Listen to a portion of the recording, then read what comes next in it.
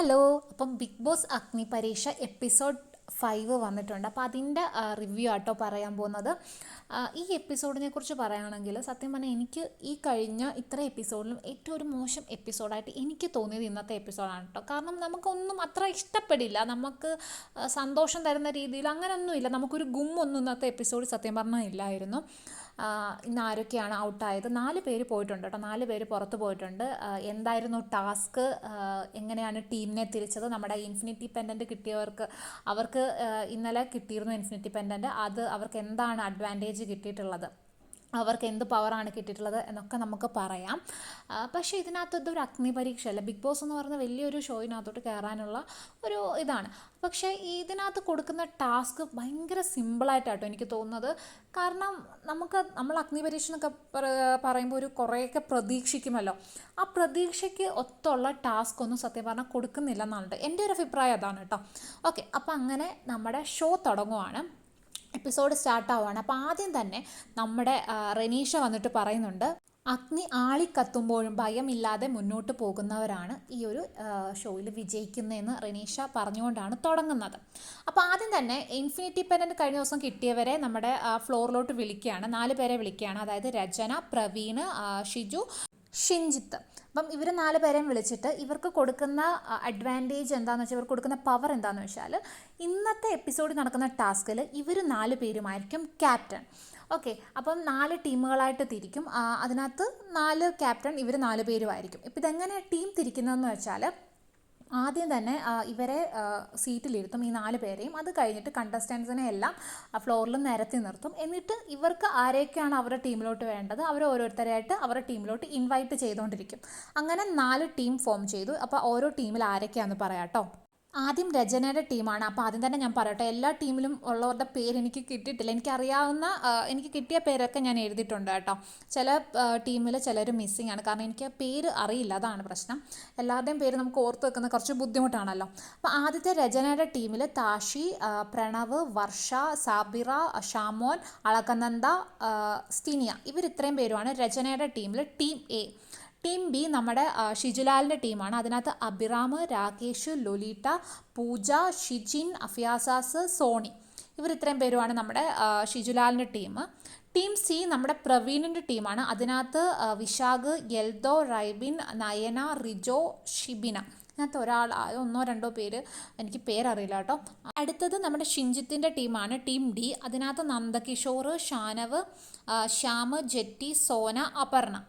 ഇതിനകത്തും 2-3 പേരുണ്ട്, എനിക്ക് പേരറിയില്ല, അതാണ് പ്രശ്നം. ഓക്കെ, ഇനി ഇവർക്ക് കൊടുത്ത ടാസ്ക് എന്തുവാണെന്ന് ചോദിച്ചാൽ, ഈ ടാസ്ക് നമ്മൾ കഴിഞ്ഞ സീസൺ 7 നമ്മൾ കണ്ടിട്ടുള്ള ടാസ്ക്കാണ്. എം ഓർ യക്ക് എന്നാട്ടോ ഈ ടാസ്കിൻ്റെ പേര്. നിങ്ങൾ കഴിഞ്ഞ സീസൺ കണ്ടിട്ടുള്ളവർക്ക് എന്തായാലും അറിയായിരിക്കും ഈ ടാസ്കിനെ കുറിച്ച്. ഇത് ഒരേ സമയം 2 ടീമുകളാട്ടോ മത്സരിക്കുന്നത്. അതായത് 2 ടീമുകൾക്കും 8 ഭക്ഷണ സാധനങ്ങൾ അവിടെ വെച്ചിട്ടുണ്ടായിരിക്കും. അതിൽ ചിലതിന് യഥാർത്ഥ രുചിയായിരിക്കും, ചിലതിന് രുചിമാറ്റം ഉണ്ടായിരിക്കും. ഇത് മത്സരാർത്ഥികൾ എന്ത് ചെയ്യണം, ഈ ഫുഡ് രുചിച്ച് നോക്കണം. ഓപ്പോസിറ്റ് നിൽക്കുന്ന ടീം ഇവരുടെ എക്സ്പ്രഷൻ, മുഖഭാവം നോക്കിയിട്ട് ഇത് എം ആണോ യക്കാണോ എന്നുള്ളത് പറയണം. അതായിരുന്നു ടാസ്ക് എന്ന് പറയുന്നത്. അപ്പോൾ ആദ്യം ഈ ടാസ്കിൽ പങ്കെടുക്കാൻ വരുന്നത് ടീം ബിയും ടീം ഡിയുമാണ്. അതായത് ഷിജുലാലിൻ്റെ ടീമും ഷിൻജിത്തിൻ്റെ ടീമുമാണ് ആദ്യം പങ്കെടുക്കാൻ വരുന്നത്. ഇതിൽ ആദ്യം ഭക്ഷണം കഴിക്കുന്നത് നമ്മുടെ ഷിജുലാലിൻ്റെ ടീമും. ഓപ്പോസിറ്റ് നിൽക്കുന്നവർ ഇവരുടെ എക്സ്പ്രഷൻ കണ്ടിട്ട് കാര്യങ്ങൾ പറയണം. ആദ്യത്തെ റൗണ്ടിൽ നമ്മുടെ ഷിജുലാലിൻ്റെ ടീമിന് 4 പോയിൻറ്റും ഷിൻജിത്തിൻ്റെ ടീമിനും 4 പോയിൻറ്റ് കിട്ടി. രണ്ടാമത് കഴിക്കുന്നത് ഷിൻജിത്തിൻ്റെ ടീമും പറയുന്നത് എന്താണ് ഷിജുലാലിൻ്റെ ടീമുമാണ്. ഇതിനകത്ത് 5 പോയിൻറ്റ് നമ്മുടെ ഷിജുലാലിൻ്റെ ടീമിനും 3 പോയിൻ്റാണ് നമ്മുടെ ഷിൻജിത്തിൻ്റെ ടീമിനും കിട്ടിയത്. അങ്ങനെ നമ്മുടെ ഷിൻജിത്തിൻ്റെ ടീം അതിനകത്ത് തോറ്റുപോയി. അപ്പം ഇതിനകത്ത് ഇവർ ജയിക്കുന്നതുകൊണ്ട് തന്നെ ഷിജുലാലിൻ്റെ ടീമാണല്ലോ ജയിച്ചത്. അപ്പോൾ അവരുടെ ആഘോഷ പ്രകടനങ്ങൾക്കിടയിൽ നമ്മുടെ ഷിജുലാലിൻ്റെ ഇൻഫിനിറ്റി പെൻഡൻറ്റ് പൊട്ടിപ്പോയി കേട്ടോ. ആ സമയത്ത് അഖിൽമാരാർ പറയുന്നുണ്ട് ഇൻഫിനിറ്റി പെൻഡൻറ്റ് പൊട്ടിപ്പോയി അതിൻ്റെ പവറും പോകും എന്നുള്ളത്. പക്ഷേ ഇതൊരു വാണിംഗ് ആയിട്ട് കണക്കാക്കുകയാണ്, പവർ കളയുന്നില്ല എന്നും പറയുന്നുണ്ട്.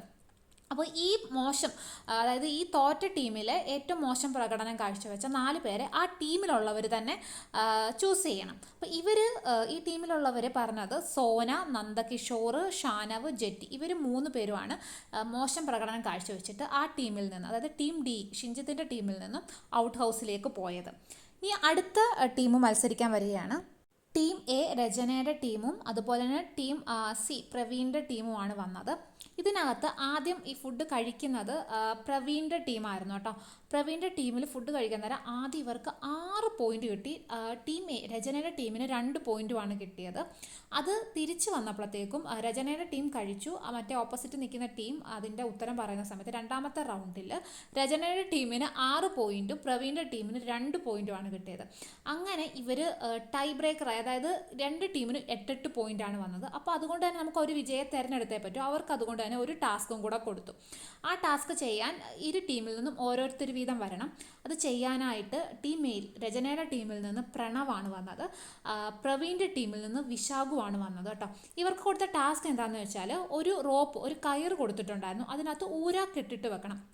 അതായത് വിശാഖിന് ഒരെണ്ണം കൊടുത്തു, പ്രണവിന് ഒരെണ്ണം കൊടുത്തു. ഇവർ ഊരാക്കെട്ടിട്ട് വെക്കണം. എന്നിട്ട് പ്രണവ് ഊരാക്കെട്ടിട്ടത് അഴിക്കാൻ വിശാഖിൻ്റെ കൈ കൊടുക്കണം. വിശാഖ് ഊരാക്കെട്ടിട്ടത് അഴിക്കാനായിട്ട് പ്രണവിൻ്റെ കൈ കൊടുക്കണം. ഈ ടാസ്കിൽ വിജയിച്ചത് വിശാഖാണ്. കാരണം വിശാഖ് ഈ ടാസ്ക് നന്നായിട്ട് ചെയ്തിട്ടുണ്ടായിരുന്നു. കാരണം നല്ല രീതിയിൽ ഊരാക്കെട്ടിട്ട് വെച്ചിട്ടുണ്ടായിരുന്നു. പക്ഷേ പ്രണവ് എന്താണെന്ന് വെച്ചാൽ പ്രണവിന് അത്രയും പ്രണവിന് ആദ്യം ശരിക്കും മനസ്സിലായില്ല. പ്രണവ് ആദ്യം ചെറിയ രീതിയിലാണ് കെട്ടിട്ട് തുടങ്ങിയത്. പിന്നാണ് വിശാഖിൻ്റെ കണ്ടിട്ട് നല്ല രീതിയിൽ ഇത് ടൈറ്റ് ചെയ്യാൻ തുടങ്ങിയത്. അതുകൊണ്ട് തന്നെയാണ് പ്രണവിന് ഇത് ജയിക്കാൻ പറ്റാതിരുന്നത്. പക്ഷേ രണ്ടുപേരും നല്ല രീതിയിൽ ചെയ്തു കേട്ടോ. കാരണം ധൈര്യപൂർവ്വം ഇത് ചെയ്യാനായിട്ട് വന്നതും ഇവർ രണ്ടുപേരുമാണ്. കാരണം എന്താണെന്ന് വെച്ചാൽ ഇത് ചെയ്ത് തോറ്റു കഴിഞ്ഞ് ഇവർക്കറിയാം ഇത് തോക്കുന്നത് ഏത് ടീമാണെന്ന് വെച്ചാൽ അവരുടെ എല്ലാ കുറ്റവും ഈ വരുന്ന ആളുടെ തലയിൽ വെക്കുമെന്ന് അറിഞ്ഞുകൊണ്ട് തന്നെ ഈ ഇത് വന്ന് ചെയ്തത് അവരുടെ ധൈര്യം തന്നെയാണ്. രണ്ടുപേരും നല്ല രീതിയിൽ അത് ചെയ്തിട്ടുമുണ്ട്. പക്ഷെ കുറച്ചും കൂടെ ബെറ്റർ ആയിട്ട് ചെയ്തത് വിശാഖാണ്. അങ്ങനെ നമ്മുടെ പ്രവീണിൻ്റെ ടീമാണ് അതിനകത്ത് ജയിക്കുന്നത്. രചനയുടെ ടീം തോറ്റു പോവുകയും ചെയ്യുകയാണ്. അപ്പം ഇതിൽ നിന്നും രചനയുടെ ടീമിൽ നിന്നും 4 പേരെ വീണ്ടും നമുക്ക് ഔട്ട് ഹൗസിലോട്ട് വിടേണ്ടതുണ്ട്. ഔട്ട് ഹൗസിൽ പോകുന്ന 4 പേര് പ്രണവ്, വർഷ, ഷാമോന്, സ്റ്റീനിയ, ഇവർ ഇത്രയും പേരുമാണ് രചനയുടെ ടീമിൽ നിന്ന് ഔട്ട് ഹൗസിലോട്ട് പോകുന്നത്.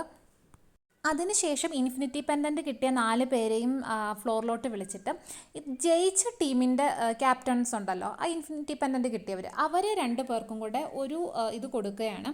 അതായത് ഷിജിലാലിനും പ്രവീണിനും ഇവർക്ക് 2 പേർക്കും ഓരോരുത്തരെ ഈ ഒരു ഡേഞ്ചർ സോണിലോട്ട് ഇടാൻ പറ്റും. അതാരാണെന്ന് ഇവർക്ക് തീരുമാനിക്കാം. അങ്ങനെ ഷിജിലാൽ പറയുന്നത് ഷിബിനയുടെ പേരാണ്, പ്രവീൺ പറയുന്നത് ഷിജിൻ്റെ പേരാണ്. അങ്ങനെ 10 പേരായി ഡേഞ്ചർ സോണിൽ വന്നു. അതിൽ നമ്മുടെ ഷിജിലാലും പ്രവീണും ചൂസ് ചെയ്ത 2 പേരുണ്ട്, ഷിബിനയും ഷിജിനും. ഇവരെ 2 പേരും ജഡ്ജസ് സേവ് ചെയ്യാണ്.